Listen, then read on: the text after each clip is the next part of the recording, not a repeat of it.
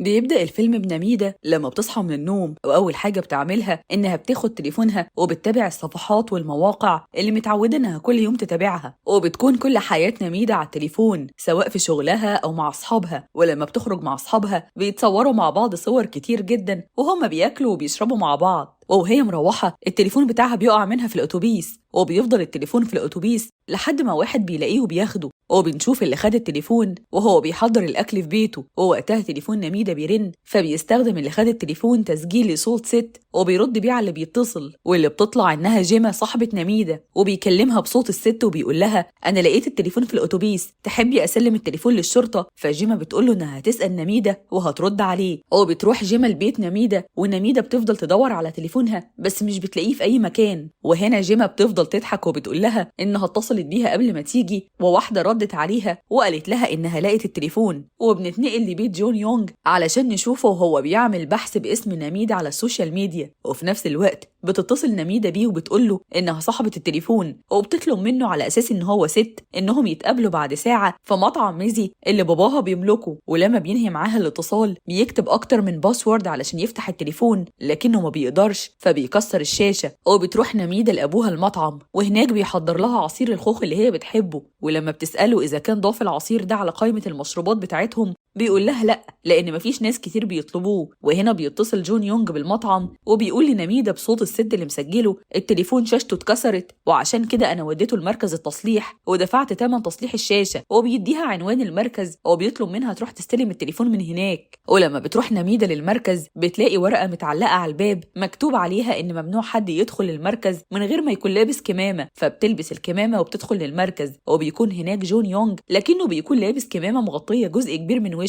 ولما بتقوله على اسمها بيطلع لها التليفون بتاعها اللي بتكون شاشته مكسورة، وبيديها ورقة عبارة عن طلب لتصليح التليفون علشان تملى البيانات اللي فيه، ومن ضمن البيانات دي بيبقى مطلوب منها إنها تكتب كلمة السر للتليفون بتاعها، فبتكتب كلمة السر وبتملى باقي البيانات المطلوبة. فبياخد جون يونغ منها التليفون والطلب، وبمجرد ما بيقدر يدخل لتليفونها بينقل كل البيانات اللي موجودة على تليفونها لتليفونه، وبيهكر التليفون بحيث إن أي حاجة بتعملها نميدة هتظهر على التليفون بتاعه، وبيركب كاميرا مراقبة في التليفون، وبعدها بيصلح الشاشة وبيديها التليفون. ولما بتنزل نميدة من عنده بيقدر يشوفها عن طريق كاميرات التليفون وكأنها في بث مباشر 24 ساعة، ده غير إنه بيعرف هي بتكلم مين وبيسمع كل حاجة هي بتقولها حتى وهي مش بتستخدم التليفون، وبيسمعها وهي بتتكلم مع جيمة وبتقول لها إن أبوها عمل لها عصير الخوخ اللي هي بتحبه. فبيروح لها جون يونغ بالليل المطعم اللي هي بتشتغل فيه ويترس علشان تساعد أبوها، وبيطلب منها عصير الخوخ. ولما بتسأله عرفت منين إن إحنا بنعمل العصير ده بيقول لها إنه كان عميل قديم للمطعم أيام ما كانوا بيقدموا العصير ده فيه. ولما أبوها بيوصل بيشوفها وهي بتقدم العصير ليه وبتتكلم معاه، فبيسألها إذا كانت تعرفه فبتقول له لأ. وتاني يوم الصبح بتكتشف قوات الشرطة وجود جثة بنت في الغابة اللي في وسط الجبال، وبتكون معالم الجثة مشوهة وبصماتها مخفية، وبيلاقوا جنب الجثة أنبوب صغير بيتحط فيه سماد النباتات. ولما المحقق جي مان وو بيشوف أنبوب السماد بيدخل الغابة، وهناك بيشوف شجرة خوخ وتحتها أنبوب سماد تاني، وبيبقى مكتوب على فرع من فروع الشجرة اسم ابنه جون يونغ. وبنشوف جي مان وو هو وزميله جانج هما بيتكلموا عن أنبوبة السماد، ووقتها جانج بيقوله إن أنبوبة السماد دي المعمل أثبت إن المادة اللي فيها اتسحبت منها من شهر، وده نفس الوقت اللي المعمل الجنائي أثبت إن جثة البنت اللي لقوها اتقتلت فيه، وده معناه إن اللي حط السماد للشجرة هو نفسه اللي قتل البنت. فبيعرف جانج من جي مان وو إنه كان زارع الشجرة دي لابنه جون يونغ في الغابة، وابنه هو الوحيد اللي كان بيهتم بيها. فجانج بيقوله إن كلامه ده معناه إن ابنه هو اللي قتل الضحية ولازم يقبضوا عليه. وهنا جي مان وو بيقول لجانج إن ابنه جبان وضعيف ومستحيل يقدر يقتل، ده حتى من غبائه ساب البيت من 7 سنين ومغيرش عنوانه في بطاقته على العنوان الجديد اللي سكن فيه، وأكيد مصاحب شباب فاشلين زيه وحكى لهم على موضوع الشجرة وهم اللي عملوا كده علشان يلفقوا له جريمة القتل. فجانج بيقول له إن لو الفرضية دي طلعت صح فهم محتاجين أرقام تليفونات وأسامي أصحابه علشان يوصلوا للقاتل، وبيسألوا إذا كان معاه رقم ابنه فما بيردش عليه، وبيقول له إن الحل الوحيد إنه يبلغ وحدة المفقودين إن ابنه مفقود، وبيسيب لهم الأب الحمض النووي بتاعه علشان يقدروا يوصلوا لابنه من خلاله. وبالليل بيدخل جي مان وو أوضة مراته وبيفتح تليفونها وبيشوف رسائل بينها وبين ابنها وبيقدر يعرف منها عنوانه. وفي نفس الوقت بيكون جون يونج في بيته بيتعشى وبيراقب نميدة على شاشة اللابتوب وبيشوفها وهي بتكلم جيما قبل ما تنام. وتاني يوم الصبح بيكون جون يونج بيكتب كل حاجة عارفها عن نميدة، ومن ضمن المعلومات اللي بيكتبها إنها ساكنة في مبنى مفيش عليه حارس وساكنة في شقة لوحدها. وبيكون جون يونج شايفها في طريقها للشغل من خلال كاميرات تليفونها. وبعد ما بتوصل لشغلها بنشوف جون يونج بعد ما كتب في مذكراته إن المستهدفين هم نميدة ومديرتها في الشغل وجيما صاحبتها المقربة وأبوها، وبيغير خلفية اللابتوب من صورة آخر ضحية ليه لصورة نميدة. وفي الشركة اللي نميدة بتشتغل فيها بتكون مع مديرة الشركة وبيبقى تليفونها معاها، ووقتها المديرة بتقول لها إن بفضل مجهودها في الدعاية والتسويق لمنتجاتهم شركة كبيرة بعتت لهم عرض بمبلغ كبير علشان يشتروا المنتج بتاعهم، وبتقول لها إنها هتكافئها بإنها هتضاعف مرتبها. وفي الوقت اللي نميدة بتحتفل فيه مع زمايلها بنجاحهم بيكون جون يونج في بيتها، ولما بيفتح درج مكتبها بيلاقي فيه تليفون قديم. وبعد ما بيسيب شقتها بنشوفه وهو خارج من محل تصميم كروت بالاسم والوظيفة. ولما جي مان وو بيروح لبيت جون يونج بيكون موجود في قفل الباب من بره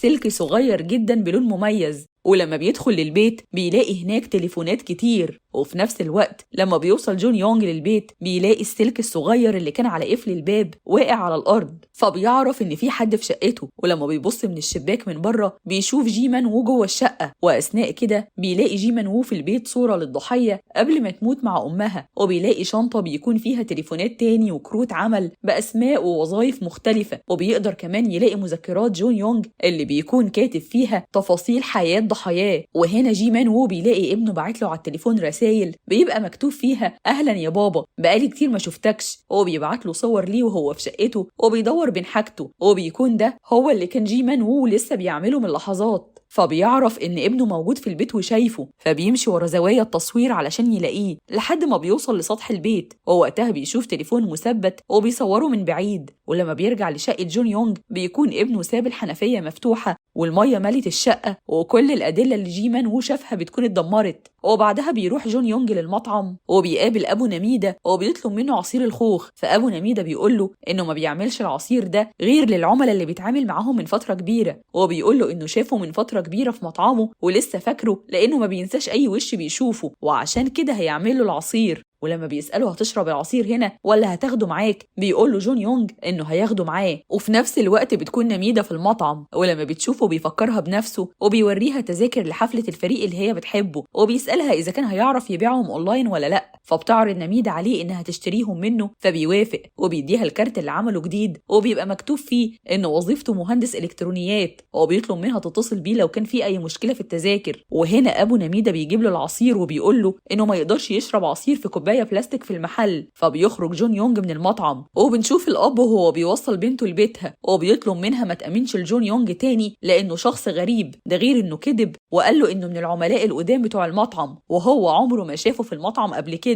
فبتتنرفز نميدة عليه وبتطلب منه ما يحاولش يتحكم في حياتها تاني. ولما بتطلع لأوضتها بتلاقي حد بيحاول يفتح باب شقتها فبتخاف وبتستعد علشان تهاجمه. وهنا الباب بيتفتح وجيما بتصورها بالموبايل بتاعها وبتفضل تضحك عليها وبتعرفها إنها اتخانقت مع أمها وهتبات معاها. وفي نفس الوقت بتيجي لأبوها رسالة على تليفونه منها، لكنها في الحقيقة بتكون من جون يونج اللي مهكر تليفونها، وبتكون الرسالة اعتذار من نميدة على اللي حصل منها، وبتبعت له لينك وبتقول له إن ده GPS بيحدد مكان التليفون علشان لو تليفونه ضاع منه زيها يقدر يلاقيه. فبيدوس على اللينك وبكده بيهكر جون يونج تليفونه زي ما عمل مع نميدة بالظبط. وبعدها أبو نميدة بيتفرج على فيديو لبنته وهي صغيرة مع أمها، فبتجيله رسالة إن جاله طرد موجود قدام بوابة البيت، فبيطلع علشان يستلم الطرد. وهنا جون يونج بيهاجمه وبعدها بيدخل البيت وبيكتفه. وفي الغابة بنشوف جي مان وو مع قوة من الشرطة بعد ما اكتشف وجود جثث ل7 بنات مدفونين في الغابة في نفس المكان اللي لقوا فيه جثة الضحية الأولى. وتاني يوم لما نميدة بتصحى بتكتشف إن المنبه بتاعها مرنش وإن الساعة بقت 11 وإنها اتأخرت عن الشغل، فبتطلب من جيما إنها تطلب لها تاكسي وبتنزل من البيت بسرعة. وفي طريقها للشغل بتكتشف إن في حد نشر من صفحتها كل أسرار شغلها وباسمها قال كلام غلط كتير عن الشركة اللي بتشتغل فيها ومنتجاتها، واتكلم عن الصفقة اللي شركتها هتعملها بكل تفاصيلها.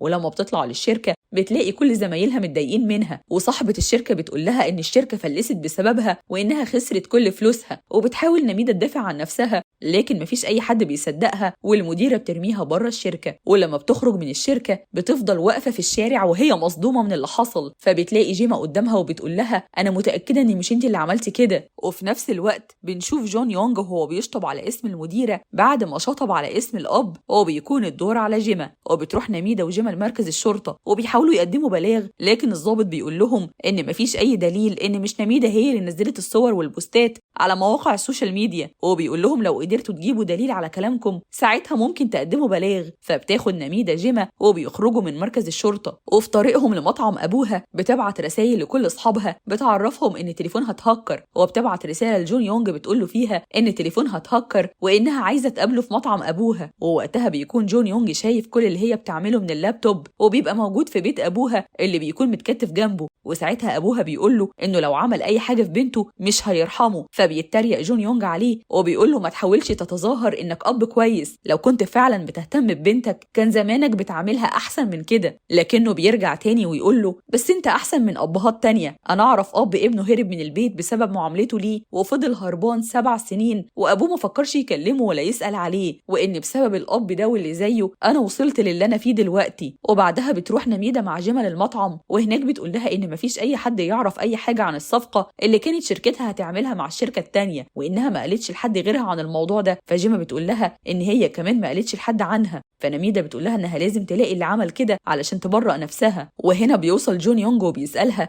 إذا كانت بطارية تليفونها بتخلص بسرعة، فبتقول له أيوة. فجون يونج بيقول لها إن ده دليل إن في حد ثبت جهاز تجسس على تليفونها، ولما بيسألها إذا كان في حد بعت لها رابط وهي ضغطت عليه، فنميدة بتقول له لأ. فبيقول لها إن الكاميرا اللي في تليفونها بقت زي عينين الهاكر، والسماعات بقت زي ودانه بالظبط، فلو بصت بس لشاشة الموبايل هيشوفها وكأنها قاعدة قدامه، ولو اتكلمت هيسمعها كأنها بتكلمه هو. ده غير إنه هيقدر يتتبع موقعها ويسمع مكالماتها ويقرأ الرسائل بتاعتها. فنميدة بتقول له إنها ما ثبتتش أي تطبيقات في الفترة الأخيرة، وجيما بتسأله إذا كان يقدر يعرف مين اللي ثبت التطبيق، فجون يونج بيقول لها إنه صعب جدا يعرف مين اللي ثبته، بس بيقول لها إنه هيرجع مكتبه ويحاول يشوف حل، وبيطلب منها تخرج معاه. ووقتها بيقول لها إن البرنامج ده حد ثبته على تليفونها الليلة اللي فاتت، وهو اللي بعت منه الصور وكل اللي اتنشر باسمها. فبتحس نميدة بالصدمة لأن كلامه معناه إن جيما صاحبتها هي اللي عملت كده. ولما بترجع للمطعم بيكون باين عليها إنها متغيرة، فجيما بتسألها مالك، وهنا نميدة بتسألها إذا كانت هي اللي عملت فيها كده، فجيما ما بتبقاش مصدقة الكلام اللي هي بتقوله ده، وبتسألها أنت إزاي قدرتي تشكي فيا. فنميدة بتقول لها عايزاكي بس تقولي لي إنك بريئة وأنا هصدقك، لكن جيما بتقول لها أيوة أنا، وبتطلب منها ما تكلمهاش تاني وبتسيبها وتمشي. ولما بتخرج من المطعم بتكون بتعيط ومنهارة، ولما جون يونج بيشوفها بيبتسم بخبث لأنه بيكون حقق هدفه. وبكده نميدة بقت لوحدها وحياتها كلها اتدمرت. ولما جيمان وو بيوري لجانج تليفون الضحية اللي لقاه في شقة ابنه، جانج بيقول له إنه هيتقبض عليه لأنه ما قدمش الدليل ده لرئيسهم وما قالش إن ابنه هو القاتل. فجيمان وو بيقول له إن هو السبب في اللي ابنه وصل له ده، وعشان كده عايز يوصل له قبل ما يتقبض عليه. وهنا صاحبه بيقول له إنه قدر يعرف عنوان ورشة جون يونج، وبيثبت التليفون بالGPS قدامه على عنوان الورشة، فبيطلع جيمان وو وراه بالعربية بتاعته. ولما بيوصلوا هناك بيلاقوا أرضية الورشة كلها مية وكل طلبات تصليح الموبايلات متعلقة على الحيطان. وفي نفس الوقت بتكون نميدة في المطعم وبتتفرج على فيديو ليها هي وجيما وبتعيط، ولما بطارية التليفون بتخلص بترمي التليفون على الأرض فالشاشة بتتكسر،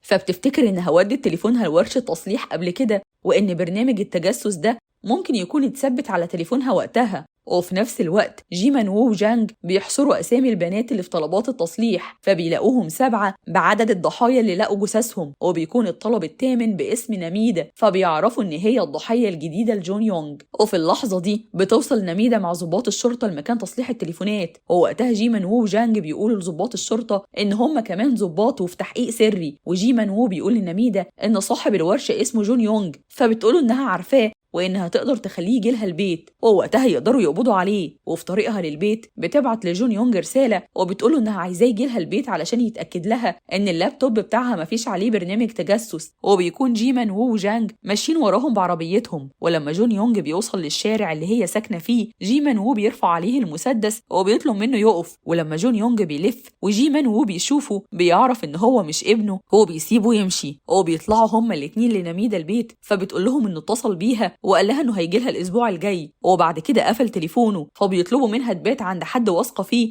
وما تستخدمش تليفونها تاني. فبتقول لهم ان عندها تليفون قديم هتستعمله، وبتدخل لشقتها وبتطلع تليفونها القديم وبتشغله وبتنزل معاهم وبيوصلوها لبيت ابوها. ولما بتنزل من العربيه جيمان وو بيديها الكارت بتاعه وبيطلب منها تكلمهم لو اي حاجه حصلت. ولما بتدخل للبيت بتفتح باب أوضة نوم أبوها فبتشوفه وهو نايم ومغطي وشه، فبتقفل الباب وبتروح لأوضتها. فبتتفاجئ بأن الهاكر بعت لها رسالة بيقول لها فيها إنه عارف إن هي بتستخدم تليفون جديد، وبيقول لها إن هو كمان غير تليفونه، وبيبعت لها رقم تليفون وبيطلب منها تتصل بيه. فبتطلب الرقم ووقتها بتتفاجئ إن في تليفون بيرن في بيتها. فبتجري على أوضة أبوها وهناك بتكتشف إن أبوها مش نايم على السرير، فبتقفل عليها الباب وبتتصل بالظابط، لكن الأرقام اللي بتكتبها كلها بتتمسح وكاميرا التليفون بتصورها. فبترمي التليفون من ايديها، وهنا بتسمع تسجيل بكلام ابوها ليها لما كانوا في العربيه مع بعض. فبتدور على جون يونج ولما بتشوفه بتساله عن ابوها، فبيوريها فيديو ليه وهو متكتف والسكينه على رقبته. وفي نفس الوقت قسم البحث عن المفقودين بيتصل بجيمان وو وبيعرفوا ان الحمض النووي بتاعه تطابق مع الحمض النووي الجثه لقوها في البحيره من سنه ومحدش طالب بيها. وبكده بنعرف ان الهاكر ما يبقاش ابن جيمان وو. وبنرجع تاني للهاكر اللي منتحل شخصية جون يونج واللي بيطلب من نميدة انها تبعت رسالة للضابط جيمان وو زي ما اتفقت معاه. وبعد ما بتبعت الرسالة بياخد الهاكر منها التليفون وبيقول لها انه هيدخل الحمام، فبتاخد العصاية الحديد اللي بيقلبوا بيها فحم الدفاية وبتدخل وراه. وهنا بتشوف ابوها وايده متكتفة جوه البانيو وبيكون مغطي بقه بلزق قوي وموجه سكينة ناحيته، فبتجري على ابوها. وهنا الهاكر بيجبرها انها تسيب اللي في ايديها وتكتف نفسها، وبيفتح المية على ابوها فبتنهار وبتقوله انها هتقتله. وهنا بيغطي بقها باللزق وبيرميها جوه البانيو مع ابوها وبيقرب منها وبيشوفها وهي بتغرق، فبيضحك وبيصورها وبيخرج من الحمام وبيقفل الباب وراه. وفي نفس الوقت بيكون جانج داخل البيت وجون يونج بيشوفه وبيمشي وراه، وقبل ما يهاجمه جان مان وو بيهدده بمسدسه وبيضربه. ولما بيسأله فين ابني فالهاكر بيشاور له على الشنطة بتاعته، ولما جيمان وو بيفتحها بيلاقي فيها مذكراته وبيكون مكتوب فيها اسم ابنه وتحتها معلومات كتير عنه وملاحظة بأنه هيقتله وينتحل شخصيته. وبيشوف تليفون ابنه وبتكون صورته وهو ميت على شاشة تليفونه فبينهار. وأثناء كده جانج بينقذ نميدة وبيعمل لأبوها تنفس صناعي، وفي الوقت ده بيكون جيمان وو مصوب مسدسه ناحية راس الهاكر. ووقتها نميدة بتاخد مسدس جانج وبتروح ناحية الهاكر وبتضربه بالنار، فبياخد جيمان هو منها المسدس. وفي نفس اللحظة بتسمع صوت أبوها وهو بينادي عليها فبتجري ناحيته، ولما بتوصل قوة الدعم والإسعاف بينقلوا نميدة لعربية الإسعاف وبيكونوا فيه ناس كتير جدا بيصوروها بتليفوناتهم.